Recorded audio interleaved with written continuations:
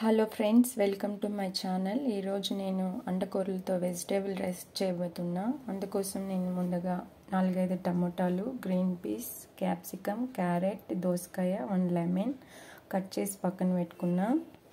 అండకూరలను ఖచ్చితంగా 6 to 8 hours ఖచ్చితంగా నానబెట్టుకోవాలండి. ఏ millet వాడుకున్నా ఖచ్చితంగా 6 to 8 hours నానబెట్టుకున్న తర్వాతే మనం ఏదైనా చేసుకోవాలి. ఇక్కడ నేను చిన్న హెల్త్ టిప్ చెప్పబోతున్నా. అండకూరలు అనేవి తీపి, వగరు రుచులు కలిగి ఉంటాయండి. షుగర్ ఉన్న వాళ్ళకి, చిన్న పిల్లలకు, గర్భిణీ స్త్రీలకు మంచి ఆహారం. అండకూరలో మాంసకృతులు, కాల్షియం, ఐరన్, మ్యాంగనీస్, మెగ్నీషియంతో పాటు అధిక మొత్తంలో పీచు పదార్థం కలిగి ఉంటుంది. వరి బియ్యం వండుకున్నట్లుగానే కొర్ర బియ్యాన్ని వండుకోవచ్చు. వీటిలో యాంటీ ఆక్సిడెంట్లు అధికంగా ఉంటుంది. కడుపు నొప్పి, మూత్రంలో మంట, ఆకలి లేకపోవడం, గుండె జబ్బులు, రక్తహీనత, ఊబకాయం, రక్తస్రావం వంటి సమస్యలకు వీటిని రోజు తినడం ద్వారా తగ్గించుకోవచ్చును. వీటిని మనం ఖచ్చితంగా 6 to 8 hours నానబెట్టుకొని తీసుకోవాలండి.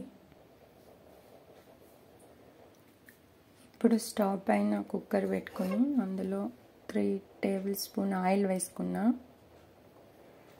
ఇది కొబ్బరి నూనె అండి. మేము ఎప్పుడు వంటల్లో కొబ్బరి నూనె తీసుకుంటాము. దీన్ని డైరెక్ట్గా గానుగా ఆడే దగ్గర వెళ్ళి కొనుక్కున్నాము. మామూలుగా ప్యాకెట్స్లో బయట తీసుకుంటే కల్తీ చేస్తారని చెప్పి.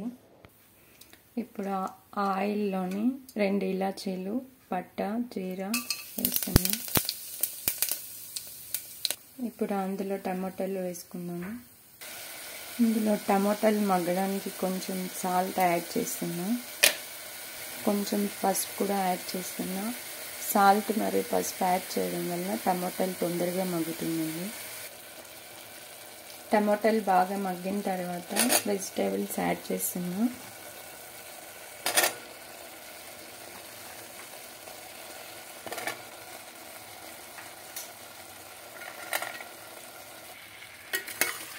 టమాటాలు, వెజిటేబుల్ కలిసేటట్టు మిక్స్ చేసుకోవాలి. ఇప్పుడు ఇది కొంచెంసేపు వేడిపైన మగ్గనిద్దామండి. అది కొంచెం మగ్గిన తర్వాత అందులోనే 1 స్పూన్ ధనియా పౌడర్, 1 స్పూన్ కారం వేస్తున్నా. మీకు ఇంకా ఎక్కువ కారం కావాలంటే ఇంకా 1 స్పూన్ యాడ్ చేసుకోవచ్చు.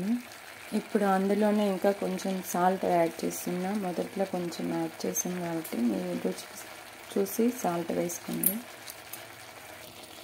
ఇప్పుడు ఇందులో నేను ఆనియన్స్, సన్న ఆనియన్స్, కరివేపాకు యాడ్ చేస్తున్నా. నేను ఆయిల్లో వేయలేదండి ఆనియన్స్. అందులో ఉన్న వాల్యూస్ పోతుందని చెప్పి మధ్యలో యాడ్ చేస్తున్నా. ఆనియన్స్, కరివేపాకు వేడి ఆయిల్లో వేసినప్పుడు అందులో ఉన్న వాల్యూస్ పోతుంది. అందుకే ఇలా మధ్యలో వేసుకోవాలండి. ఇప్పుడు ఇందులోని 8 hours నానబెట్టుకున్న అండకూరలు వేసుకోవాలండి.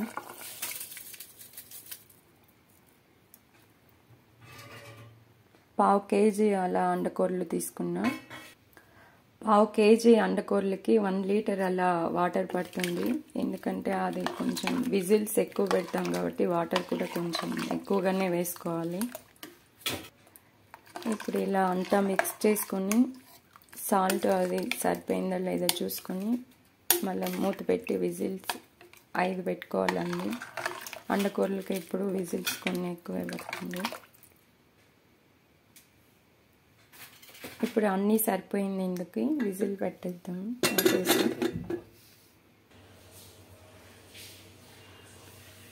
ఇప్పుడు ప్రెషర్ అంతా పోయిన తర్వాత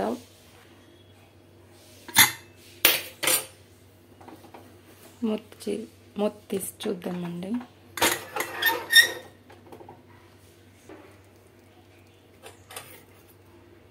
ఇలా వచ్చింది. ఇప్పుడు గరిటెతో ఇవన్నీ మిక్స్ చేసుకున్నాం, వెజిటేబుల్స్ అన్నీ కలిసేలాగా.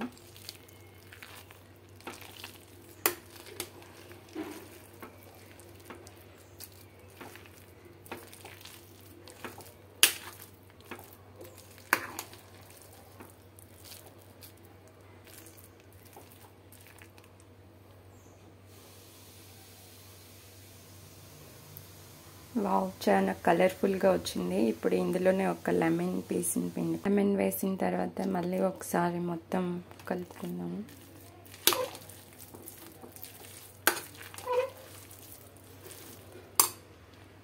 మామూలుగా లెమన్స్ అనేవి వేడిగా ఉన్నప్పుడు వేయకూడదు. వేడిగా ఉన్నప్పుడు వేసిన చల్లటి ఫ్రిడ్జ్లో పెట్టుకున్న అందులో ఉన్న వాల్యూస్ పోతుంది.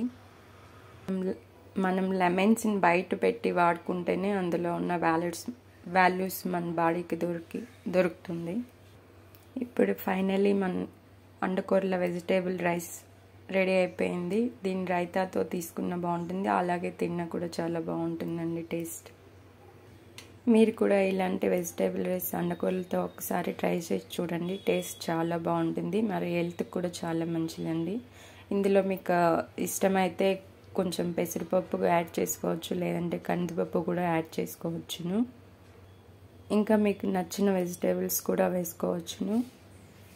మీరు ట్రై చేసిన తర్వాత మీకు ఎలా వచ్చిందో ఒకసారి కామెంట్ రూపంలో మాకు తెలియజేయండి. ఇలాంటి మరిన్ని వీడియోల కోసం మా ఛానల్ని సబ్స్క్రైబ్ చేసి, షేర్ చేసి, లైక్ చేయండి. Thank you.